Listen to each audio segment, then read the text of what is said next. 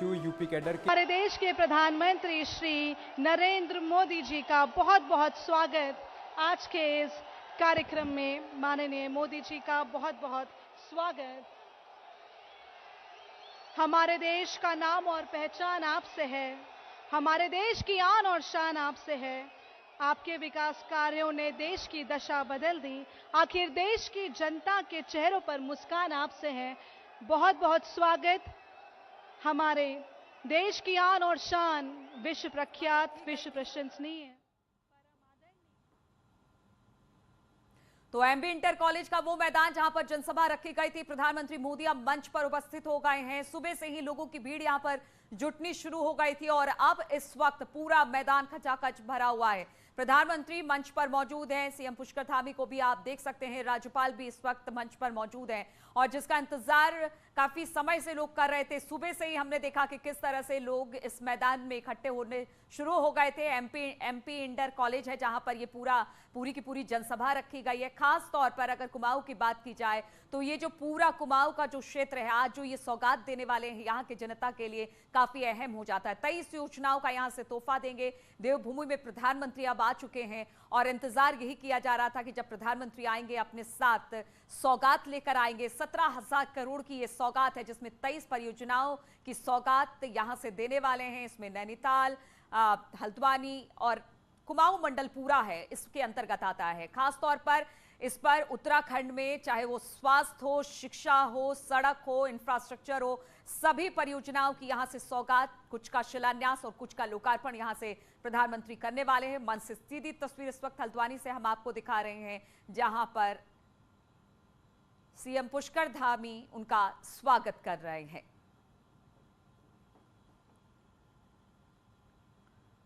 तो 17,500 करोड़ की सौगात लेकर प्रधानमंत्री यहां पर पहुंचे हैं। 23 परियोजनाओं का लोकार्पण और शिलान्यास होगा। लखवाड़ परियोजना खासतौर पर एम्स के सैटेलाइट सेंटर की यहां से सौगात देने वाले हैं क्योंकि स्वास्थ्य व्यवस्था यहां पर दुरुस्त करने की ओर एक बड़ा कदम इसे माना जा रहा है।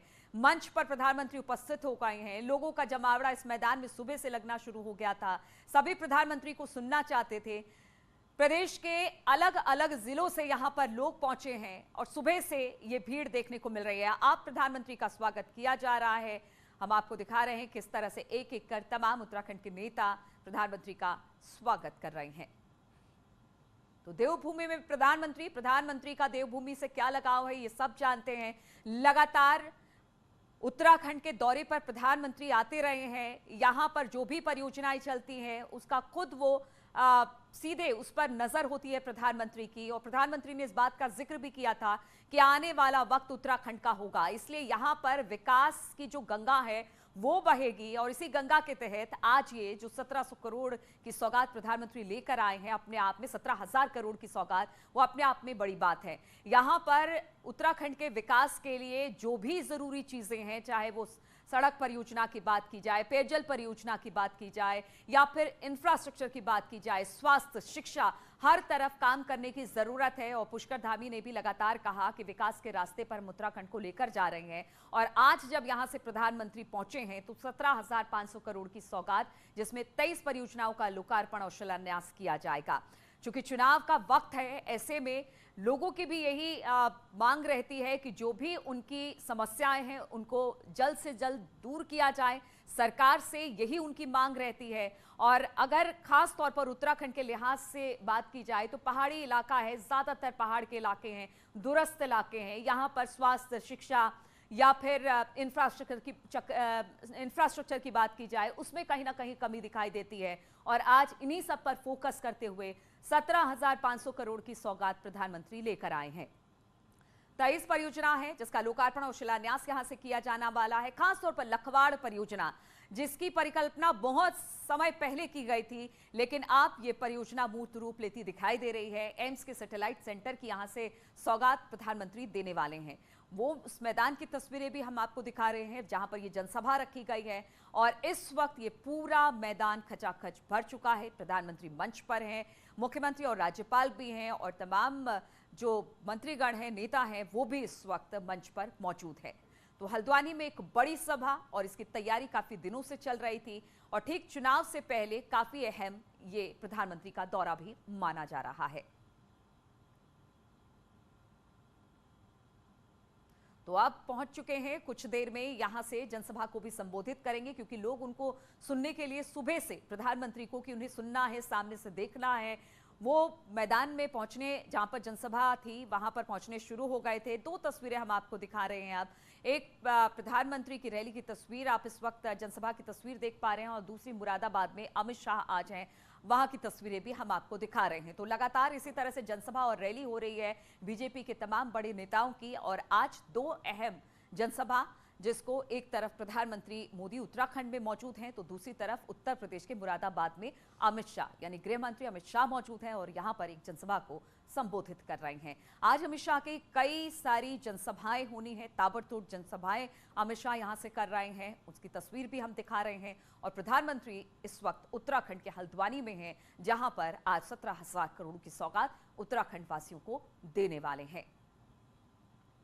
तो 23 ऐसी परियोजनाएं होंगी जिसकी सौगात यहां से मिलने वाली है उत्तराखंड वासियों को। तस्वीरें हम आपको दिखा रहे हैं किस तरह से प्रधानमंत्री, मुख्यमंत्री, राज्यपाल, तमाम प्रदेश के बड़े नेता इस वक्त मंच पर मौजूद हैं, और अब से कुछ देर में प्रधानमंत्री जनसभा को संबोधित करेंगे। खासतौर पर पहाड़ की जनता सुबह से ही आज प्रधानमंत्री को सुनने के लिए यहां पर पहुंची थी, और क्या कुछ यहां से खासतौर पर उत्तराखंड को लेकर, आगे आने वाले समय में उत्तराखंड का विकास किस तरह से होगा, इन सब बातों पर प्रधानमंत्री का फोकस रहेगा। चूंकि चुनावी साल है, ऐसे में बहुत सारी ऐसी बातें हैं जिसका इंतजार उत्तराखंड की जनता कर रही है, और आज यहां पर इस मंच से प्रधानमंत्री बहुत सारी ऐसी बातें हैं जो आम आप यहां पर रामपुर के नजदीक हो, जानते हो ना आजम खान जी को, जानते हो या नहीं जानते हो? कितनी दबंगई थी बताओ भाई, कितनी दबंगई थी? 1000 हेक्टेयर भूमि, 1000 हेक्टेयर भूमि हड़प कर ली थी। आज कहां है, कहां है, कहां है? उनको जेल में मनाने कौन जाता है? जोर से बोलो, कौन जाता है? वो अगर सीएम बनते हैं तो वो जेल में रहेंगे क्या? रहेंगे क्या? बाहर आएंगे या नहीं आएंगे? आप चाहते हो बाहर आए? आप चाहते हो बाहर आए?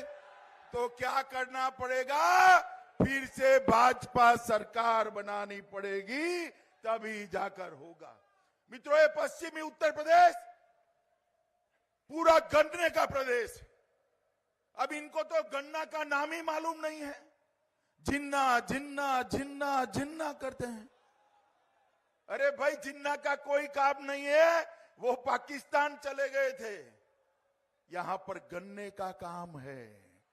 जब आप थे तब गन्ना किसानों को भुगतान नहीं होता था।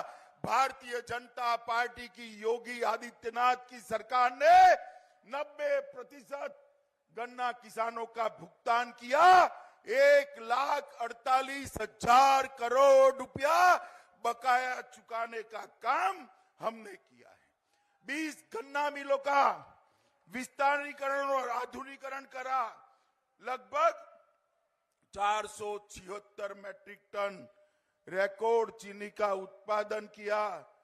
रॉ शुगर के इंपोर्ट पर ड्यूटी डालकर गन्ना किसानों को मूल्य मिले, इसकी चिंता की।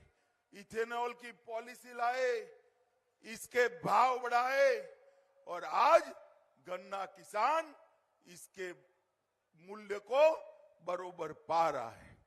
मित्रों, ये मुरादाबाद में फिर से एक बार पीतल का गृह उद्योग बढ़ाने का काम भारतीय जनता पार्टी ने किया। मुरादाबाद को आर्थिक गलियारे से जोड़ने का काम हो रहा है। 494 किलोमीटर दिल्ली लखनऊ आर्थिक गलियारे का विकास हो रहा है। अलीगढ़ मुरादाबाद कॉरिडोर बन रहा है। मुरादाबाद बरेली कॉरिडोर बन रहा है। मुरादाबाद में 6 ऑक्सीजन प्लांट स्थापित किए गए हैं। पहले भाई बताओ तो मुझे, गांव के लोग विशेष कर बताए का काम हो रहा है। 494 किलोमीटर दिल्ली लखनऊ आर्थिक गलियारे का विकास हो रहा है। अलीगढ़ मुरादाबाद कॉरिडोर बन रहा है, मुरादाबाद बरेली कॉरिडोर बन रहा है। मुरादाबाद में 6 ऑक्सीजन प्लांट स्थापित किए गए हैं। पहले भाई बताओ तो मुझे, गांव के लोग विशेष कर बताए, बिजली कितनी आती थी बताओ तो? आती थी क्या? अब आती है या नहीं आती है? आती है या नहीं आती है? ये सपा वाले बिजली रानी को भी कुछ गलत फहमी में उठा कर ले गए थे। भारतीय जनता पार्टी ने बिजली रानी को वापस लाने का काम किया है। मित्रों, यहां पर ढेर सारे पश्चिमी उत्तर प्रदेश के काम किए। मेरठ जनपद में मोदी जी के हाथों से ध्यानचंद खेल विश्वविद्यालय की स्थापना करने वाले हैं। दिल्ली गाजियाबाद मेरठ कॉरिडोर काम चालू हो गया है। बागपत में 11,000 करोड़ रुपए की लागत से ईस्टर्न पेरिफेरल एक्सप्रेसवे का काम चालू हो गया है। गौतम बुद्ध नगर, गाजियाबाद, बागपत, ये सभी जनपद इसके साथ जुड़ेंगे।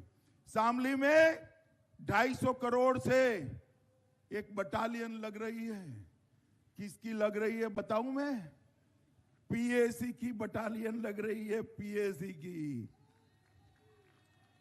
पीएसी आने के बाद दंगा होता है क्या? होता है क्या? जोर से बोलो, होता है क्या?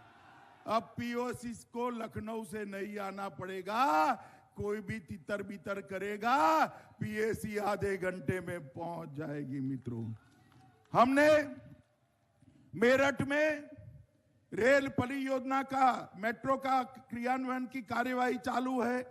सहारनपुर और मेरठ के एयरपोर्ट का विकास कर रहे हैं। सहारनपुर, अलीगढ़, आगरा, मुरादाबाद ये स्मार्ट सिटी में समाहित करे हैं। यमुना एक्सप्रेसवे बन रहा है। मित्रों, विकास जो है ना, ये सपा बसपा नहीं कर सकती।